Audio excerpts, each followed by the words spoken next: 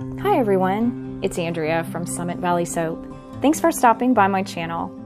Today I'm going to show you how I made this classic lavender scented soap with a beautiful drop swirl. I've already prepared my lye and my oils. I'm going to separate my oils out and add my colorants. I'm using Mad Mica's Harold's Purple Crayon. The usage rate is 1 teaspoon per pound of oil. I'm going to do a deep purple in just a small amount of the oil. And then I'm going to use the same amount of mica for the bigger portion and go for a lighter color. I'm adding sodium lactate to each of the pitchers. Sodium lactate is a natural salt. It helps things harden up quicker and lets me get it out of the mold easier.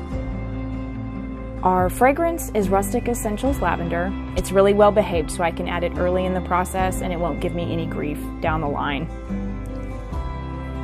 I'm adding each portion of lye.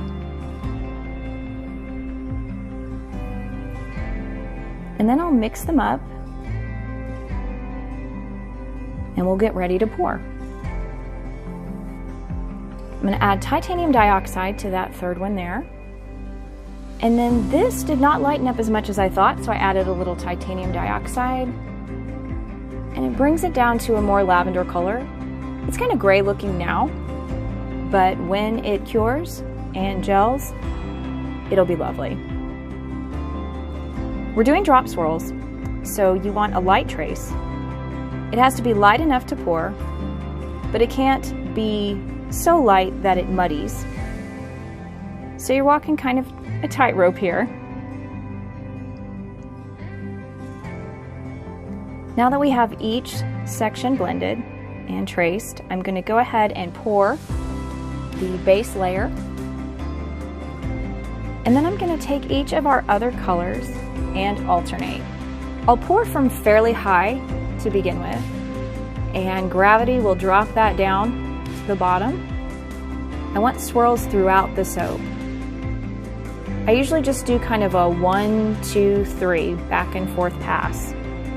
As I get less batter in the pitcher, it just kind of naturally brings you down closer to the surface of the soap. So I've already got drops that are deep and in the middle, and now that we have less spatter, we're just kind of working on the top.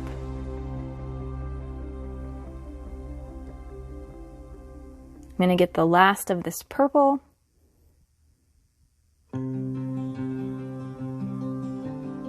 And I'm going to clean up all the sides of the mold. We always make a little bit of a mess. This isn't too bad for me though, if you've seen my other videos. I'm going to tap the mold out to bring any air bubbles to the surface. And now I'm just kind of going through with my stir stick and popping all the little bubbles that have come up. I'm going to swirl the top. And with swirls, you know, it's kind of a personal thing. It's definitely an art. You want to swirl just enough. You can swirl too much and things get muddy. You don't swirl enough and it doesn't really look like you did anything. I just kind of go through one at a time. I'll do the usual back and forth, and then I'll go the other direction. If it looks like it needs more, I start with the S's.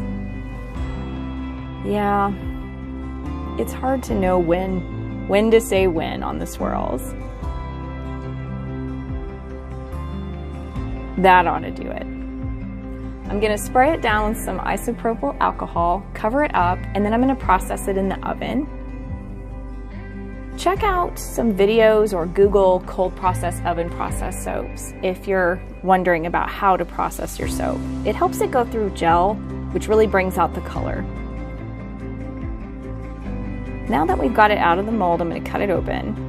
And you never know what these swirls are going to look like until right then. Gorgeous. I love how they drop down to the bottom. You can clearly see the white and the dark purple. Success.